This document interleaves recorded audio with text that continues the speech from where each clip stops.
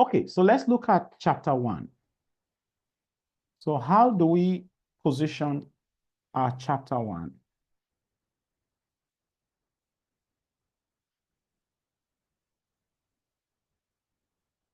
Now, I wouldn't know if you've all looked up the lecture note on academic writing in my channel. Have you all seen the video? I've actually gone through your academic writing chapter. I'm in 1, I'm in 2 already before now, though. Okay, that's fine. So this will just, let's say this will be a supplementary note, okay, just to complement what we already have there. But this time we'll be interacting. So for chapter 1, this is usually the introduction. And it also passes for your proposal, okay? Only that a few details in your proposal may not feature here, okay? Now, when we talk about academic research, the idea is that it should be evidence-based, okay?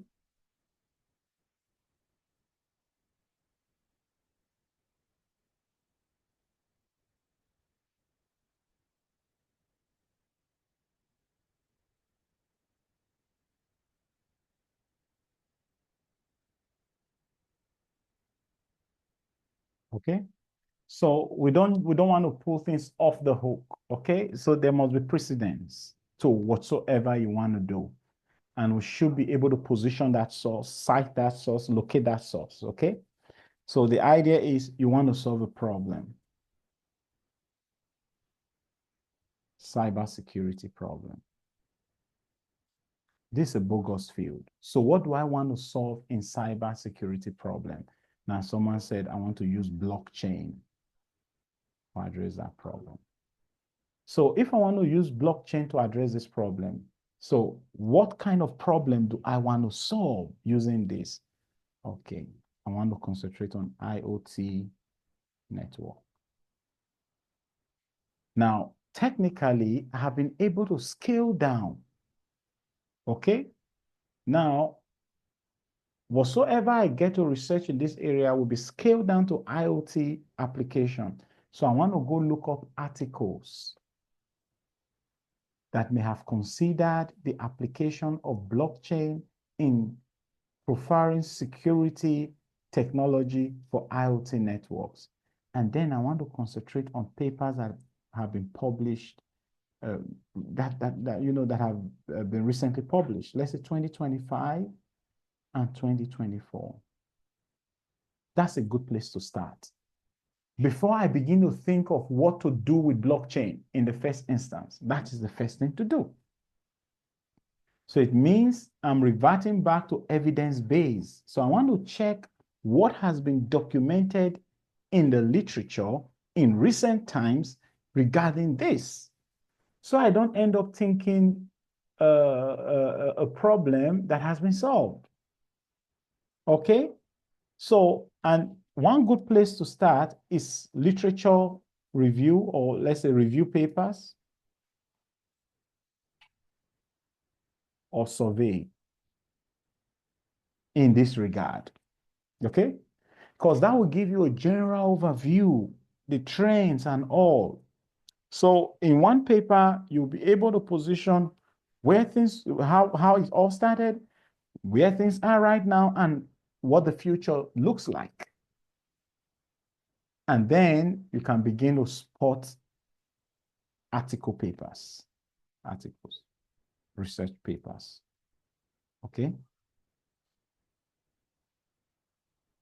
So research articles, where probably they try to use a particular method to solve a particular problem. So you begin to permutate in that manner to now see how they are being. Then you see that at some point, you'll be able to figure out the exact problem you want to solve. So that's where it all begins. So when you've done this study, which you could do in 2 days or in 1 day, then we can now begin with the description of your chapter, so that your chapter 1 becomes the introduction to the study. It will introduce this study. So here, you're going to establish the context and you are going to set the foundation for the entire project. So it is now in this chapter, you explain the problem, the objectives, the significance of the research, and the approach to conduct this research. Okay? Now, so in chapter 1,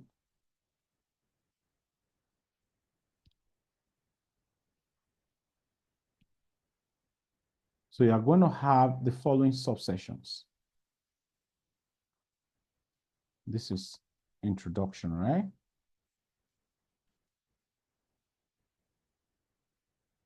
The background of the study.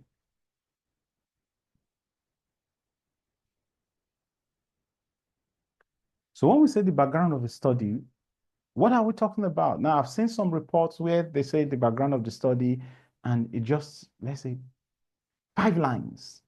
They type in 5 lines, then they submit that and say, this is the background of the study. That can't be the background of the study because there are a few things you should consider. Here, you want to provide an overview of the topic and the relevance of that topic. Okay, so that's how you start.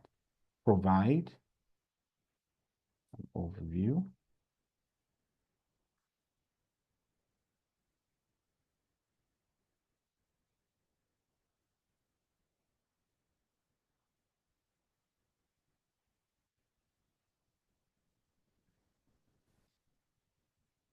So don't forget, before you begin your chapter 1, you must have looked up the literature.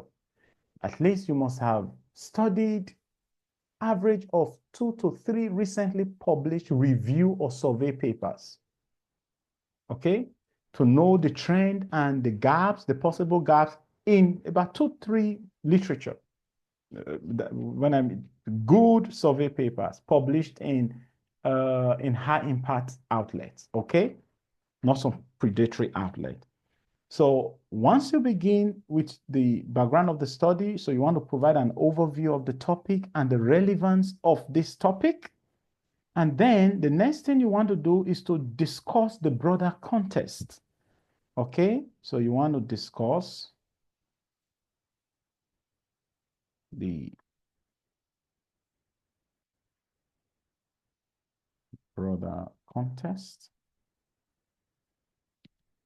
historical development,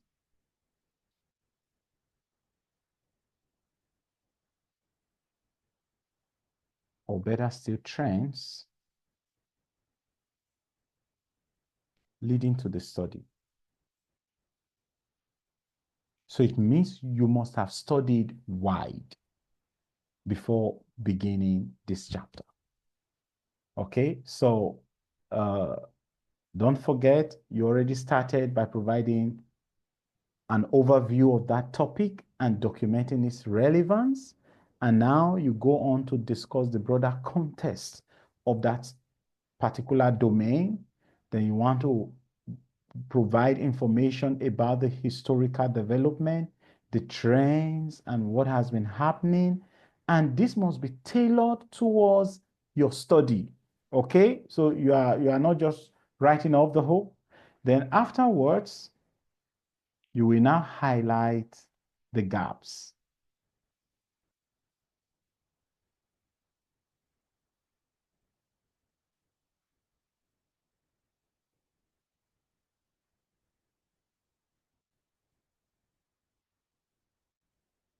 So once you've done all of this, you will now highlight the gap or the need that justify the research.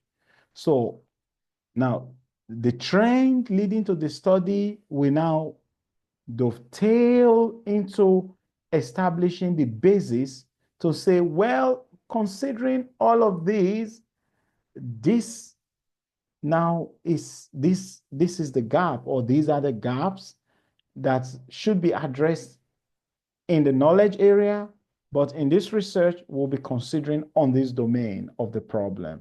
And then you now provide a justification for that.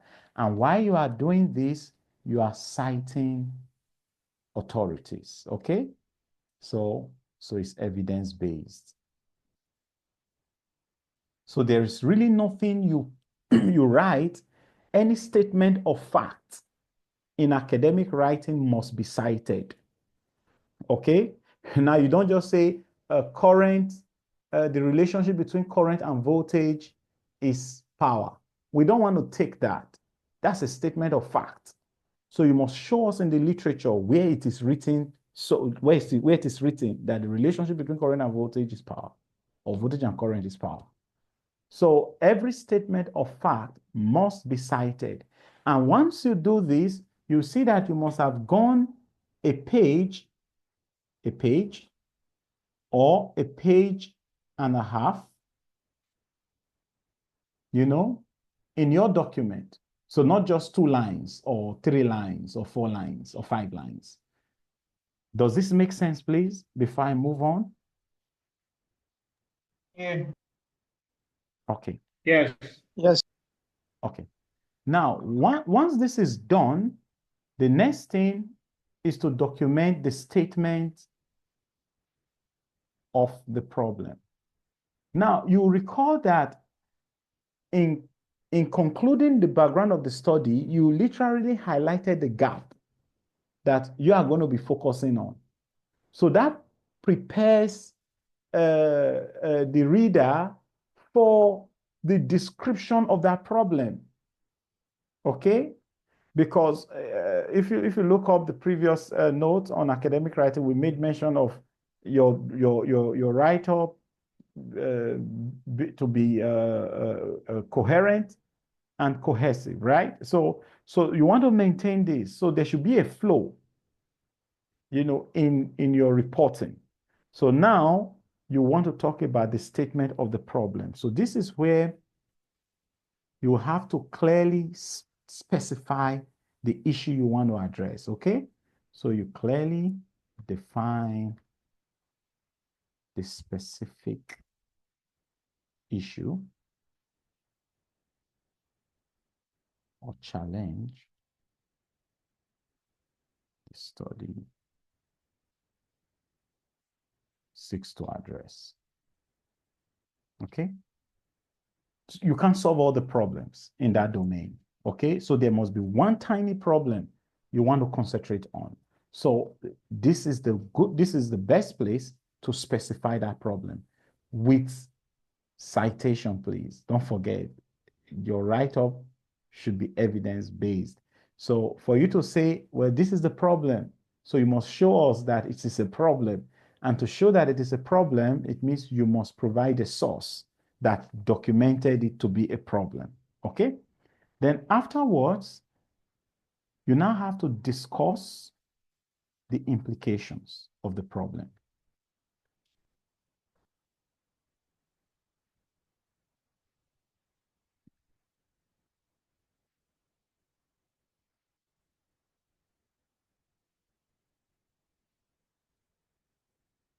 So it's not sufficient to say there is a problem. Now, if there are no consequences, should the problem be left unaddressed, then it is not a problem.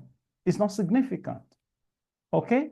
So for us to know or understand the relevance of the problem, having stated the problem and provided a documentation to specify the sources or the authorities that may have established that it is a problem, then you want to tell the implication of that problem. How does it affect technology? How does it affect performance? How does it affect? Now, and in doing so, you are literally doing what we call critical writing. Okay? Then afterwards, by explaining the implication of the problem, if left unaddressed, you now need to tell us how it is important. Okay? So you emphasize the real world or academic importance of solving the problem. Okay? So this is going to take about a quarter or half a page. Okay?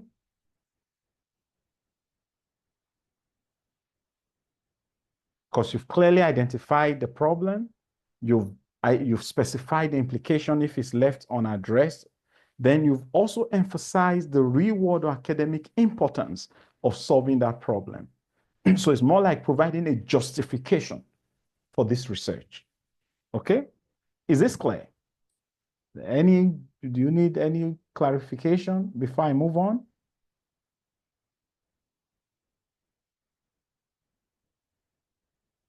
Is this clear? Yeah. That this Yes, still, I still. this is still under the subject matter introduction. No, yeah, this The is statement chapter of 1. problem. But this is statement of the problem. This is another session. So we've talked about the background of the study. Now this is another session, the statement of the problem. Okay. But we are still addressing the components of your chapter 1. And this is how your main research and your mini project will look like. There's no difference. So this would be like introduction, section 1, section 1.1, section 1.2. Exactly. So background of the Okay. study, say 1.1, then this now is 1.2. Okay. Okay. Now, But the major heading of this chapter is called introduction. introduction. Okay. Yeah. Because your chapter 2, the major heading is literature review. Chapter 3, the major heading is methodology. Chapter 4 is results and discussion. Chapter 5 is conclusion and recommendation. Okay?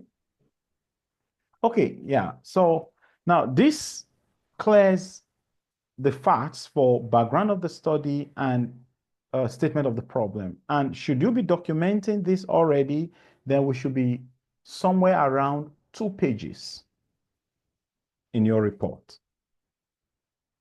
Okay? Now, you don't want the statement of the problem to stretch to a page. It should be concise. So a quarter or half a page should do, but it should contain all of these with inter-citations, because everything you'll be documenting here are statement of fact, verifiable statement of fact. Now, if it's not verifiable, it's a mere assumption, we can't document it. Okay? Yeah. So that is why you must have read through the literature. And I've already mentioned a very important factor.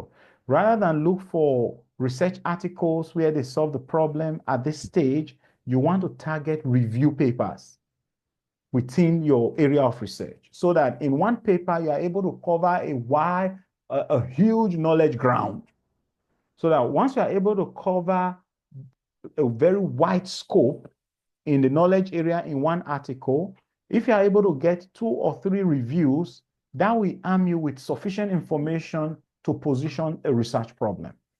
And you should ensure that such an article is recently published. Okay? So you don't want to rely on a review paper published 5 years ago or 10 years ago. A lot may have changed. And most of the problems identified in that article may have been solved. They may not have been solved, but some of them may have been solved. But you can rely on such articles to build the knowledge base of your work. Is that okay? Yes, sir. Yes, sir.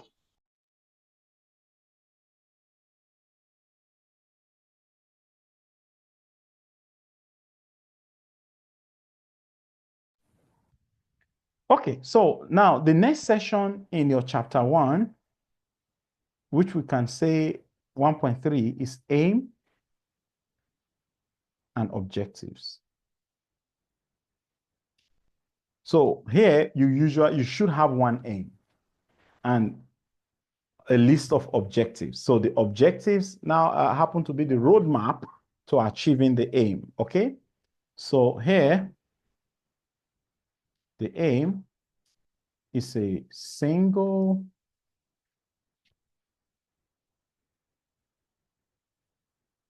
overarching goal of the study. Okay? This is that one thing you want to achieve in this research. Okay?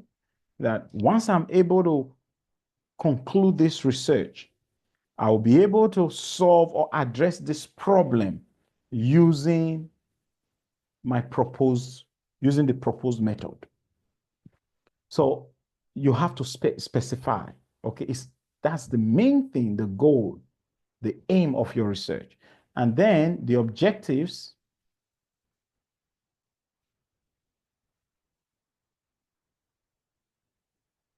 is a list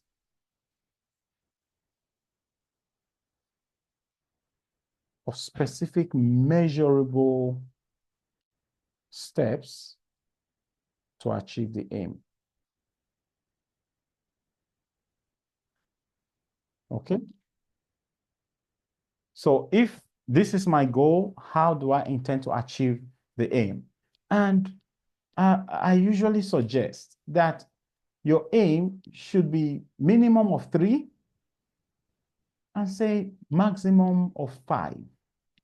Okay, you don't want to have too many aims. Okay, so if you can walk around 3, not aim, I mean, you don't want to have too many objectives.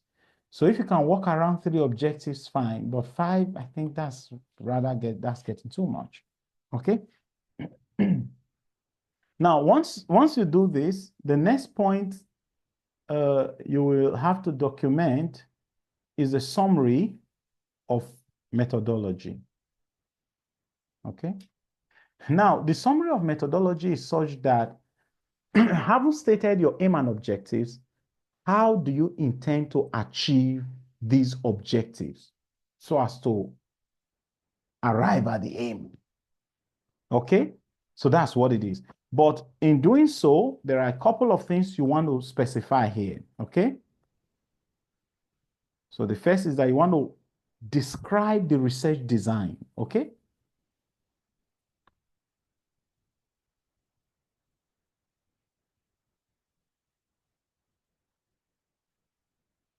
So now, once you do that, the data collection method.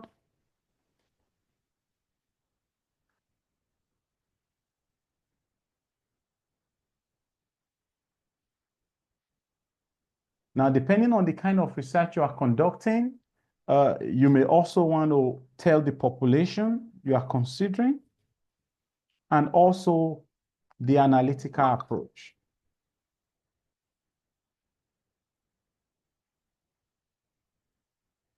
So once you've done this, you now go on to explain why the chosen method is suitable for addressing this research problem. Okay?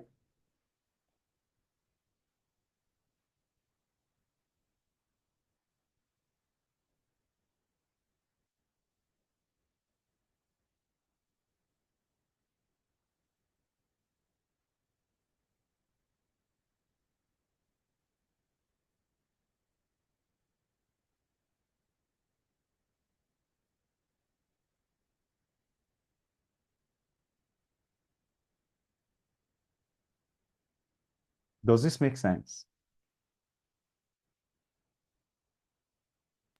Yes. Okay. Now, one good practice is that if you have 3 objectives, for instance, if your objectives are say 1, 2, 3, then in your summary of methodology,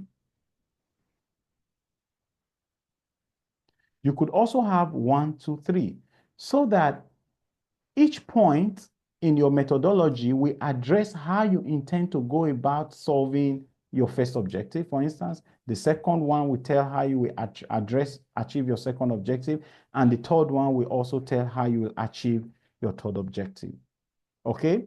And just before you do that, you would have provided a brief description of all of these. So we want to know, are you conducting a qualitative research? Is it quantitative? Are you going to use mixed methodology? Now, is there a particular numerical approach or analytical approach you want to use? So you now want to explain why you have chosen, why this chosen methodology is suitable for, so there must be a justification at the end of the day. So that covers. Now, if you are able to do this, no doubt you'll be able to conclude your research in less than no time. Like I always mention, fine. In my doctoral research, I registered for 3 academic sessions, but I literally spent 1 year conducting my research. Okay, and why was it that fast? Because my supervisors were able to streamline the approach in terms of the summary of methodology. Now, this is about the most critical aspect of your research. If you are not able to get the direction in this summary, you're going to waste too much time doing nothing as far as your research is concerned. So if you are going to spend 2 days in your research or 10 years in your research, it is strictly dependent on the understanding you've got about the methodology. Okay? So this must be clear. And you'll be able to assess that pool of knowledge where you are able to see, where you are able to compare different methods from good review papers, because there you are going to see how countless number of researchers may have attempted to address this same problem in one article. And when you now begin to look at their individual research article, you now see how they actually conducted the research. And then that will build your knowledge base to now understand the approach to use, either to form a hybrid or either to test, either to apply an unknown method. When I say unknown, not necessarily unknown to the knowledge community, unknown to that research domain, largely because they've not tested it before, you know? So things like that. Then once this is done, you now want to do one more thing. Well, it will be done soon. So the next thing should be 1.5, which is the research questions. This usually follows directly from the objectives, okay? So your objectives should be measurable. So if the objectives are measurable, then the research questions should follow directly, okay? So here, you want to pose specific focused questions.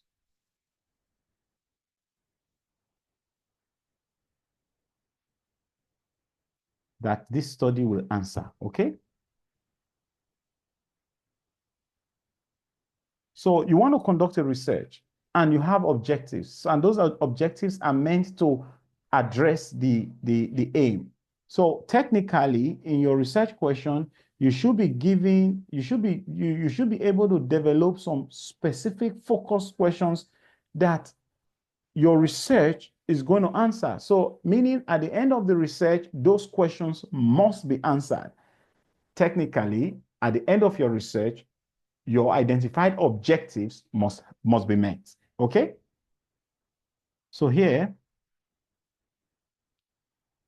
you have to ensure that the questions align with the objectives. Okay?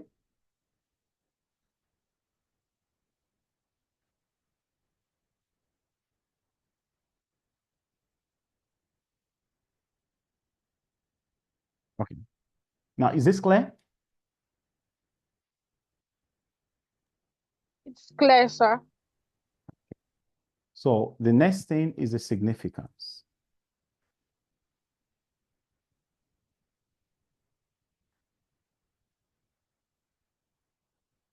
So in the significance, you want to, first of all, highlight the importance of the study.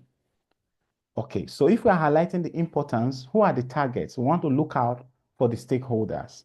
How will this, your study, benefit the industry? How will it benefit academia? How will it benefit the general public? How will it benefit policymakers? You're going to identify that here, okay? So, right,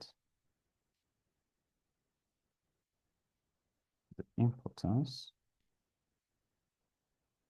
of the study, stakeholders. And by stakeholders, we mean academia, the industry, even policymakers, right? We have technology policymakers. That's why certain methods can be applied, largely because of policy, then also the general public, okay? So you have to tell that. And then you also want to discuss the potential contributions to knowledge, okay?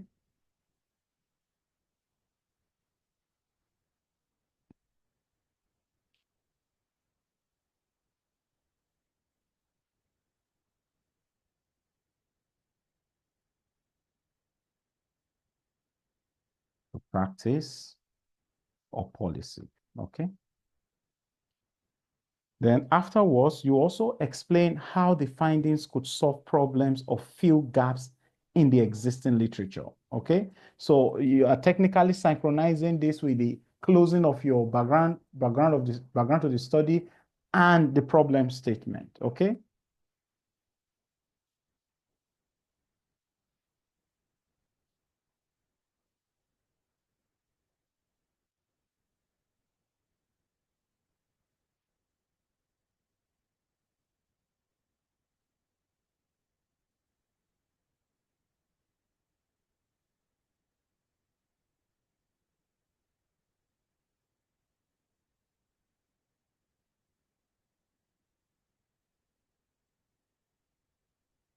Okay.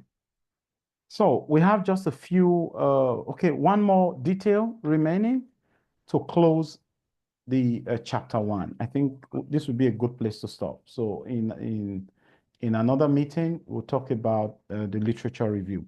So the next point, say 1.7, is the scope of the study. Now, you are not going to solve all the problems. So in your literature review, you may have identified a number of gaps. Even within the domain, you want to solve a particular problem. There may be so many problems, and then you decide to solve just one of those many problems in that tiny scope. Okay, so you need to specify, in your report. Okay, so here, we want to define the boundaries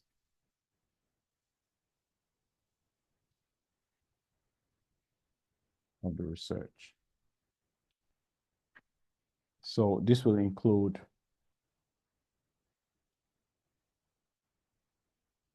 geographic, demographic,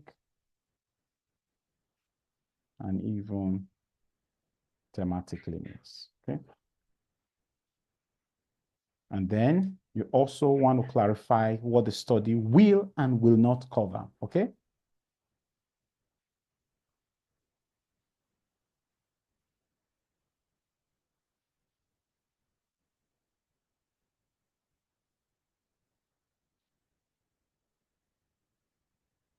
So technically, it's not sufficient to say, well, this is what I'm going to do. You also want to say, well, this is what I'm not going to do, okay?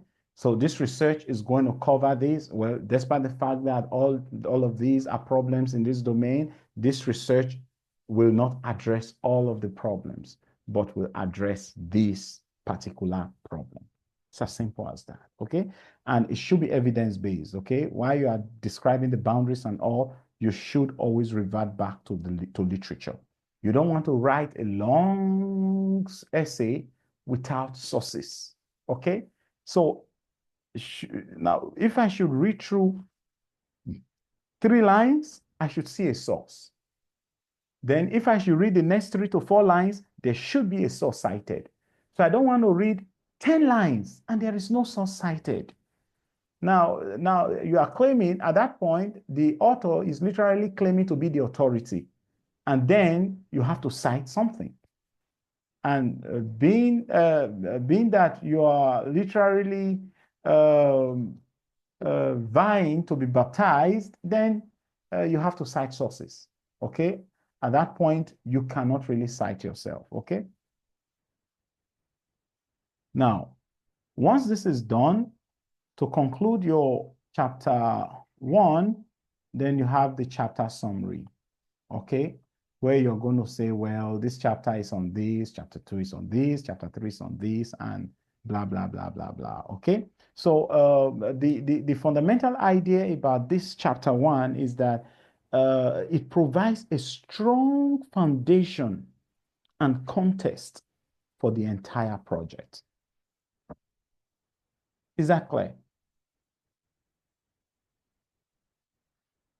Is that clear? Yes. Yeah. So that once I pick up your chapter 1, then we are good to go. Okay. So if we are not cleared on your chapter 1, then you've not started your project, because then we are able to specify the problem. So it's just like coming up with a design and constructed prototype for your mini project when we have not concluded on the methodology you are going to use. You get what I mean? So now, some of you may have written your project from start to finish. I want you to look up what we talked about in this chapter. If your report did not model this, it would be a good time to start all over again. Okay? So that in the next 1 month, we are done. And this should cut across your main and mini project. This is how it should look. Okay? So if you're going to be prototyping something, or you have let's assume it's as simple as an FM receiver, for instance, you want to document your chapter 1. Okay, evidence-based. It should be evidence-based. And once you do that, let's have it. Then look up the aim and the objectives, then compare with the summary of methodology to be sure if it's achievable, if it's measurable, or if there are 1 or 2 things you could add to it to make it novel while keeping it as simple as it could be. Is this clear? Yeah. So Yes, sir. is there any question for now? Basically, my question is, you earlier stated that background and the statements pages should not be more than 2 pages. There's one and a half, then the other 1/2 page. So I want to just like highlight, help us to highlight how many pages were expected for the aim, summary, research. Okay. How many pages? Okay. Let's, well, there's no rule to this really, but let's work something out. So let's say the background, largely because you are trying to build the background of the study. So let's say we are going 1.5 page, right? Or pages. Now that's 1.1, right? Now 1.2, which is statement of the problem. Let's say half page is sufficient. Okay. Now the aim. Okay. Now let's that's 1.3, right?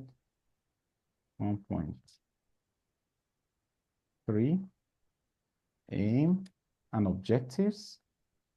Well, this is usually not lengthy because your aim and objectives should be bullet pointed. You don't want to write stories or essays here. Okay. Now, this should be 1/4 of a page maximum. Okay. Now, 1.4, which is summary of methodology, should not exceed half a page. Okay. Because it should literally be 1/4 of a page if each objective have its own methodology. Okay. It should be descriptive. It should be concise. It should be clear, concise, and descriptive. Okay. Now, in the summary of methodology, you are really not telling how you want to go about the project. Okay. It's still unclear how you want to go about it. You may mention a particular numerical approach, and we may have to tweak that later. What if it's tested and it does not perform satisfactorily? And in the course of research, you now discover a better approach. So we tweak it, but we understand that there's going to be an analytical approach that can solve that problem. Okay? Yeah, so you just want to keep things as simple and as clear as possible. And it should, now, when you are tying the summary to the objectives, it should be bullet pointed as well. Okay? Except for the other explanation above and below that. And then what's the next point? Someone should help me. Research questions. Okay, now for your 1.5 research questions. Now this should follow directly from your objective. So this should also fall within a quarter of a page, right? Now 1.6, which is significance of the study, should move from, say, a quarter of a page, okay, to half. So let's just say half a page.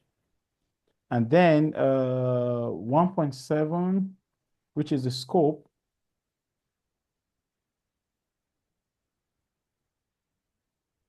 okay, this is what we'll do. Let's do this quarter of a page, and let's do this quarter of a page, okay? Then do we have anything left? 1.8, Chapter summary. which is chapter summary. For the chapter summary, this should be between a quarter of a page to half, okay?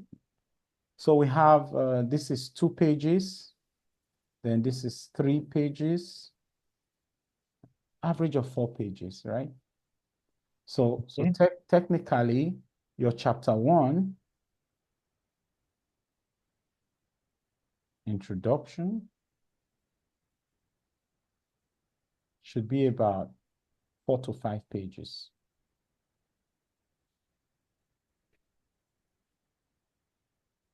Now, this applies to your main and mini research, okay? Excuse me, please.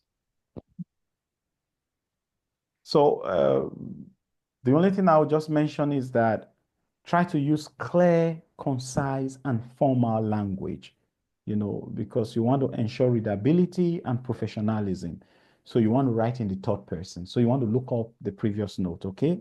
Then each subsection, you must learn to tie each subsection back to your research objectives, okay? So now this is one key aspect in your work. So everything you are literally saying must be tied to this, okay? In developing your background and all of that, is now you are literally narrowing to your aim, okay? In describing the problem, you are narrowing to your aim, because the problem statement should conclude by specifying the problem that formulated your aim. I don't know if you get what I mean. So you need to tie each of the subsessions back to the research objectives to maintain coherence, okay? And then, like I said earlier, it should be evidence-based, so you want to incorporate citations where necessary to support the background and significance, okay? There should be sources cited. You can't be talking about scope without sources being cited, significance, you know, and the likes. Okay, I understand for aim and objectives, you don't have to cite anything. Even for your research questions, you don't need to cite anything. Now, for your methodology, except you are proposing statement of fact, you may not have to cite anything. But wherever there's a statement of fact, you have to cite. Background of the study, you must cite. A statement of the problem, definitely. Is that okay? Are we good? Yeah, all good here. Yes, sir, we are good. Yes, sir.